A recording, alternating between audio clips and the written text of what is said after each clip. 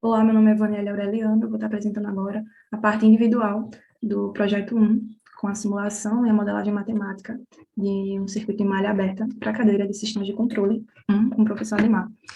Eu separei essas apresentações em alguns slides, assim, para facilitar a minha orientação. Qualquer coisa, a gente vai se adaptando. Então, nessa primeira parte do projeto, a gente fez a modelagem matemática do circuito. O circuito proposto nosso foi o circuito 1. Então, a gente teve R1 em série com C1 como Z1, como a primeira impedância, e C2 em paralelo com R2 como essa segunda impedância. Fazendo os cálculos, a gente obtém essas duas equações. Lembrando que os cálculos eles estão mais esmiuçados, mais detalhados no nosso relatório. Então, a gente fez a análise nodal posteriormente. A gente sabe que a corrente que chega aqui vai ser igual à soma das que vão sair nesse nó. Então, a gente vai ter VI sobre VA, menos VA sobre Z1, que vai ser igual a VA menos V0 sobre Z2 mais zero. A gente tem aqui uma impedância tendendo ao infinito, impedância de entrada. Então, a gente não contabiliza essa corrente. Como sabemos que a função de transferência é a saída pela entrada, então a gente vai ter que V0 sobre VS, né? Vai ser menos Z2 sobre Z1. A gente faz as devidas substituições com essas equações aqui e a manipulação desses termos para obtermos uma equação mais limpa, né? Uma função de transferência direta. E é isso que a gente obtém aqui nessa função. A gente tem o ganho separado e as equações com seus zeros e polos mais pré-definidos. Aqui mais embaixo a gente fez a substituição com os valores, mas antes eles ficaram assim para facilitar a manipulação das equações. Aqui são os valores dados, né, para nosso grupo das variáveis, dos nossos termos das variáveis, e a nossa amplitude do degrau é de 2,5. A obtenção da inversa de Laplace, a gente usa aquela mesma equação anterior, a gente vai ter o ganho, multiplicando toda a equação, a gente vai dividir essa equação em termos independentes, em frações parciais, e seus respectivos termos independentes. Eu não coloquei o ganho na equação, mas posteriormente ele vem para cá. Então, a gente fez o seguinte, a gente multiplicou S pela função, né, para o valor de S, que zeraria esse polo. Então, a gente vai cortar esse aqui com esse aqui, a gente vai ter S sobre S mais o polo oposto, eu posso dizer assim. A gente vai multiplicar pelo ganho, e a gente tem esse valor aqui.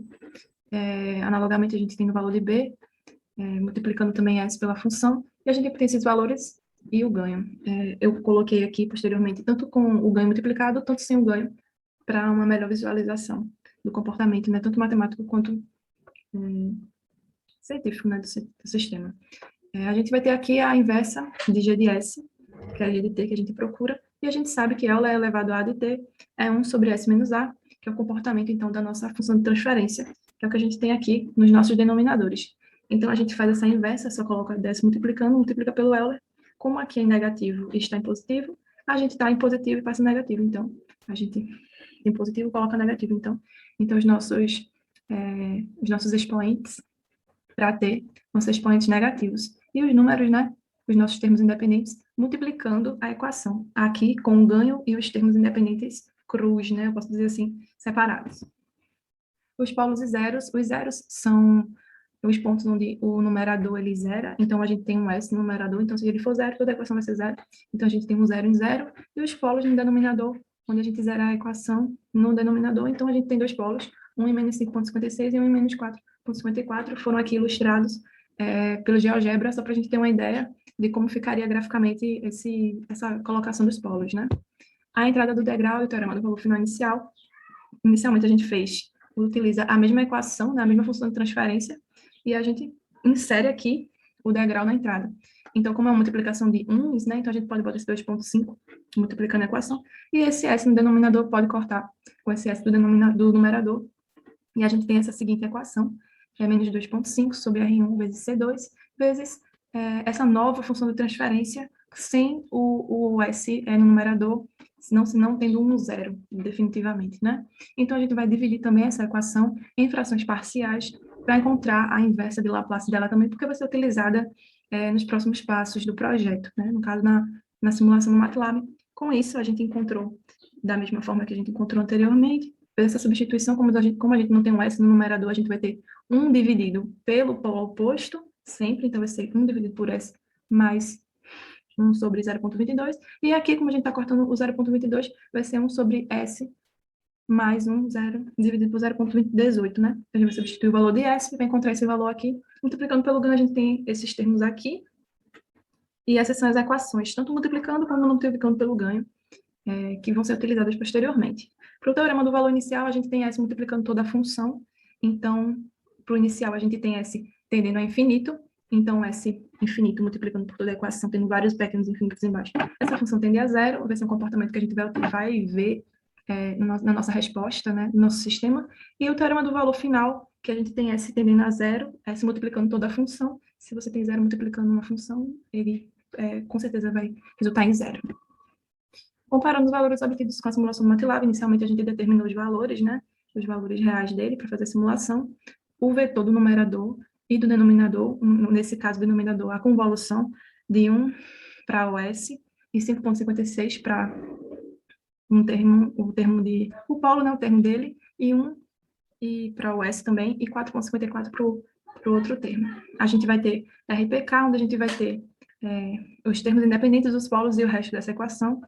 Essa função ajuda a gente a comparar com os valores que a gente encontrou anteriormente, e a gente vai ter como termos independentes 5,45 e menos 4,45, são valores muito aproximados dos termos independentes que a gente encontrou. No caso, a gente deveria ter algum erro de arredondamento. Os polos são iguais. A gente usou a função TF, num idem, para criar a função de transferência. Não usamos muito a TF, mas usamos mais a ZPK, porque a TF faz essa distributiva e a gente não queria isso. Então, a gente usou a ZPK para o nosso sistema B, com zero, como o nosso zero, os nossos polos e o nosso ganho, e a gente encontrou exatamente a mesma função de transferência que a gente deveria ter encontrado, que a gente encontrou fazendo matematicamente a simulação. Então, essa parte, a gente definiu S como uma variável escalar simbólica para o nosso projeto, para a gente estar podendo utilizar a função de Laplace.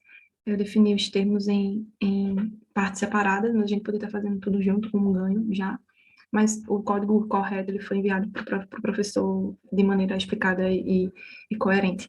Essa primeira parte, eu defini F como essa primeira parte da nossa, só o termo independente e o polo, o respectivo polo dele, e eu fiz o Laplace, a gente consegue ter que esse valor aqui é exatamente o exponencial, os valores exponenciais da primeira parte, se a gente fizer as devidas divisões que ele está propondo. Em G, o segundo termo independente, no caso, da função sem o degrau ainda, e o respectivo polo dele. Posteriormente, eu fiz K somando e depois coloquei o ganho, multiplicando. A gente vai ter A vezes K, que é essa função, tem o Laplace completo. Essa inversa de Laplace, ela bate com os nossos cálculos feitos anteriormente, só na parte matemática. Então, por enquanto, está indo tudo bem, né? Então, vamos lá.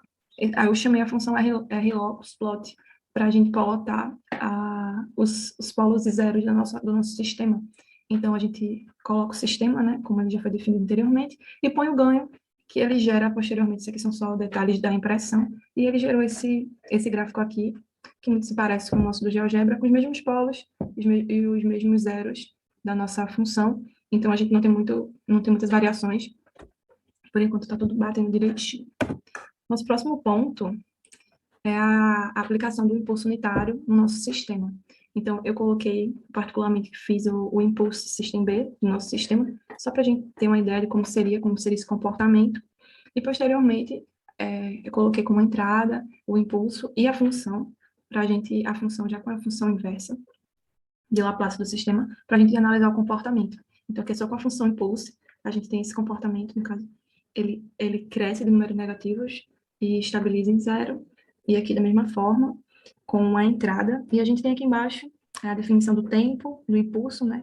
É claro, o impulso igual ao tempo, a amplitude do impulso e onde ele inicia, e a gente tem aqui a definição da função de transferência, da inversa da função de transferência, e as definições de plot, de como foi plotado esse gráfico. A gente pode observar que tem o mesmo comportamento nas duas imagens.